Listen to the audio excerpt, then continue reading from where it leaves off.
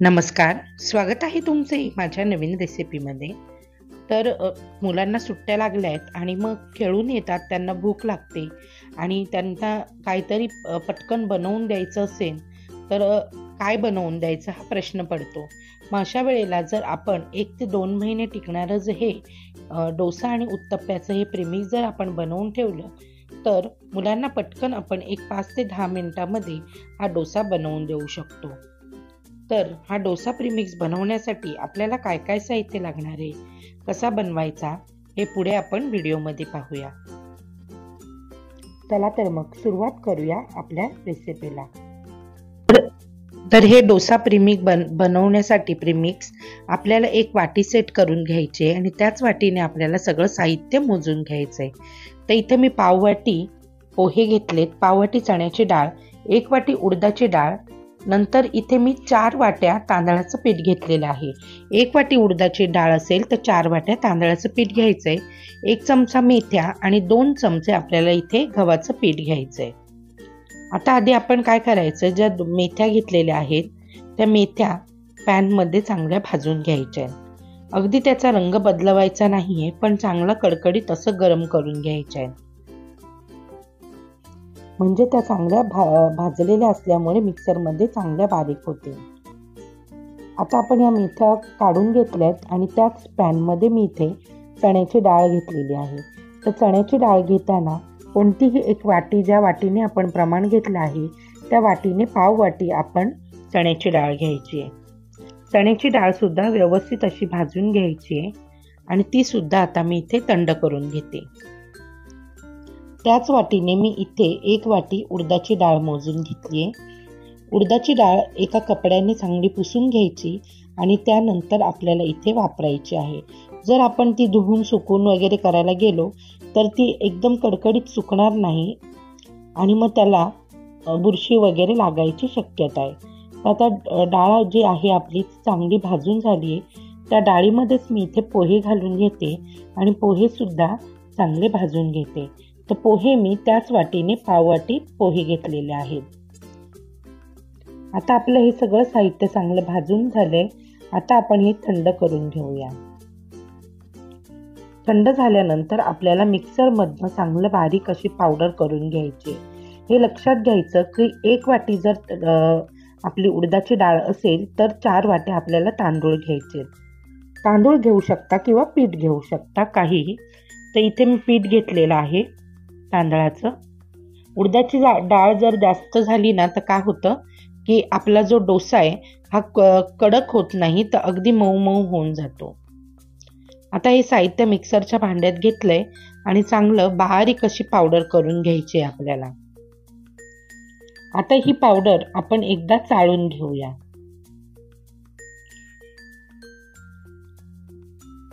म्हणजे जर काही कण राहिले असतील तर ते निघून जातील. आणि चाळतानाच त्यासोबतच आपण इथे 2 चमचे गव्हाचं पीठ सुद्धा घातलेलं आहे. आता आपण हे चांगलं चाळून घेऊया. अर्ध चाळून झाल्यावर त्यावरच आपल्याला तांदळाचं जे पीठ घेतलेलं आहे ते पीठ सुद्धा आपण चाळून घेऊ शकतो एकत्र असं. म्हणजे आपल्याला वेगळं मिक्स करण्याची गरज पडत नाही. पण जर आपण तसं केलं नाही तर आपल्याला व्यवस्थित असं हे मिक्स करून घ्यायचं आहे. नंतर तांदळाचं पीठ टाकून चांगलं मिक्स करून घ्यायचं.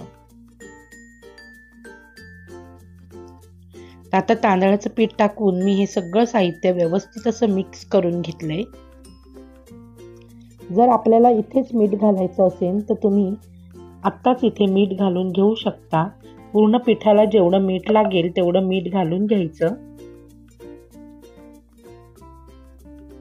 आणि व्यवस्थित असं मीठ सगळीकडे लागेल असं मिक्स करून घ्यायचंय. 2 चमचे मी इथे साखर सुद्धा वापरते. साखरेने आपल्या डोशाला छान असा रंग येतो. जेव्हा आपण तव्यावर डोसा घालतो तेव्हा जो तव्याची बाजू आहे तिथून अगदी खरपूस आणि सुंदर गोल्डन कलर असा येतो मस्त आपल्या डोशाला साखरेमुळे. आता हे सगळं पीठ आणि आपण जे मिश्रण वाटून घेतले डाळींचं हे सगळं चांगलं मी मिक्स करून घेतलंय किंवा एकत्रित सगळं चाळून घेतलं तर सगळं आपोआपच मिक्स होऊन जातं. आता कोणत्याही एका हवाबंद डब्यामध्ये आपल्याला हे मिश्रण घालून घ्यायचंय। हे मिश्रण तुम्ही फ्रीजमध्ये एक 2 ते 3 महिने आणि जर बाहेर ठेवायचं असेल तर तुम्ही हे मिश्रण महिनाभर बाहेर ठेवून वापरू शकता। फक्त आपल्याला इथे ओला चमचा किंवा ओला हात वापरायचा नाही, जेणेकरून या पिठाला फंगल्स वगैरे लागण्याची भीती राहणार नाही। आता हे एका डब्यामध्ये मी काढून बंद करून ठेवून देणार आहे, टाईट करून ठेवून द्यायचं। आता हवा बंद डब्बा शक्यतो वापरायचा आहे। आता मी इथे 2 वाट्या आपलं प्रीमिक्स घेतलेलं आहे आणि त्यामध्ये 1 वाटी आपण दही घालणार आहोत। जर तुम्ही 1 वाटीच आपलं प्रीमिक्स घेतलं तर अर्धी वाटी आपल्याला दह्याचा वापर करायचा आहे। आता हे थोडं जास्त प्रमाणात घेत असल्यामुळे मी इथे 2 वाटी पीठ आणि 1 वाटी मी इथे दह्याचा वापर केलेला आहे।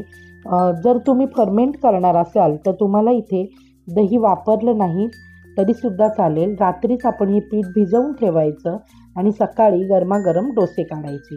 पण जर तुम्हाला आयत्या वेळेला करायचं असेल तर तुम्हाला इथे दह्याचा वापर करावा लागेल, कारण आपण इथे आपलं पीठ जे आहे ते फर्मेंट केलेलं नसतं आणि दह्यामुळे ते व्यवस्थित असं फर्मेंट होतं।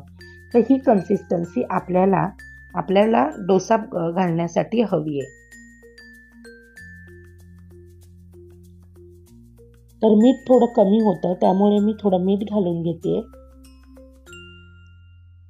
आणि मिक्स करून घेते व्यवस्थित। असं मीठ चांगलं म्हणजे विरघळलं गेलं पाहिजे।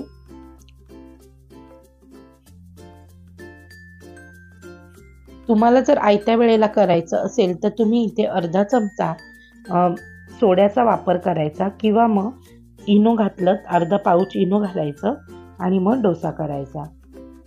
आता आपण इथे डोशासाठी तवा मस्त तापवून घेतलाय, कडकडीत गरम झालाय। त्यावर थोडंसं तेल घालायचं आणि पाण्याचा थोडंसं हे बघा 1 पाव वाटी पाणी घालून घेतलंय आणि कोरड्या सुती कपड्याने हे चांगलं पुसून घ्यायचंय। आता आपल्याला ह्यावर डोसा घालायचा आहे। तर डोशासाठी आपल्याला आवडेल असा म्हणजे जेवढा मोठा लहान घालायचा आहे त्या हिशोबाने आपल्याला इथे पळीने बॅटर ओतायचंय आणि अगदी हलगर्जीत हाताने आपल्याला सगळीकडे गोल गोल असं पसरवून घ्यायचंय। आता आपला डोसा बनवून झालाय। आता गॅस मोठा करायचा आहे। गॅसवर जेव्हा आपण पळीने पीठ घालतो तेव्हा गॅस मंद करायचा आणि जेव्हा आपण पीठ घालून डोसा बनवून घेतो तेव्हा गॅस मोठा करून मोठ्या गॅसवर थोडंसं तेल घालून आपल्याला हा डोसा आहे हा मस्त खरपूस असा भाजून घ्यायचा आहे।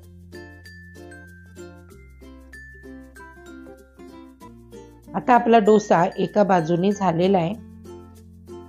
आता मी हा पलटवून घेते। हे बघा तुम्हाला दिसतच असेल की आपला डोसा एका बाजूने झालाय। आता पलटवून थोडासा अगदी अर्धा मिनिट आपण असा ठेवायचा आहे म्हणजे कच्चा वगैरे राहत नाही। आणि आपला डोसा झालाय, पलटवून एका प्लेटमध्ये काढून घेते आणि तुम्हाला उत्तप्पा कसा करता येईल ते सुद्धा दाखवते। तर उत्तप्पा घालताना आपल्याला हे जे बॅटर आहे हे थोडंसं जास्त घालायचंय। आता इथे 2 पळी मी घातलाय, तर उत्तप्प्यासाठी तुम्ही 3 ते 2.5 पळी इथे बॅटर घालायचंय आणि अशा पद्धतीने जाडसर असा उत्तप्पा काढून घ्यायचा आहे। आता उत्तप्प्यावर तुम्ही तुमच्या आवडीप्रमाणे कांदा, टोमॅटो, मिरची, कोथिंबीर हे तुमच्या आवडीप्रमाणे तुम्हाला जसा हवाय तसा तुम्ही इथे घालू शकता।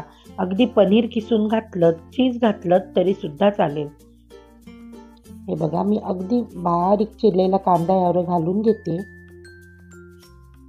थोडंसं तेल घालायचंय आपल्याला साईडने। मस्त अशी जाळी सुटली आपल्या उत्तप्प्याला।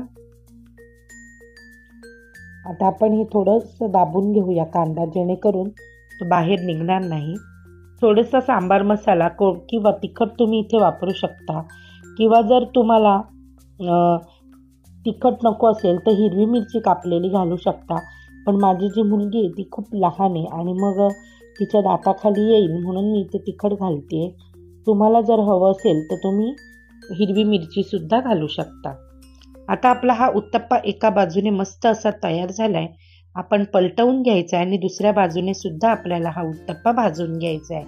म्हणजे जो कांदा वगैरे आहे तो भाजला जाईल आणि त्याचा छान अशी टेस्ट लागेल.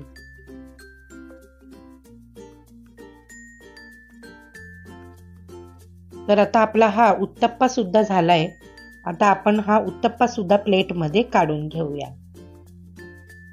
आता त्यासोबत चटणी म्हणायची झाली तर बऱ्याच अशा चटणीच्या रेसिपीज इथे मी शेअर केलेल्या आहेत.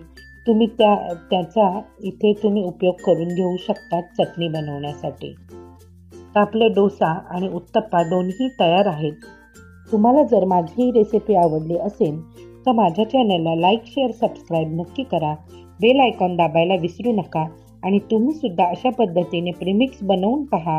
खूप आवडेल तुम्हाला.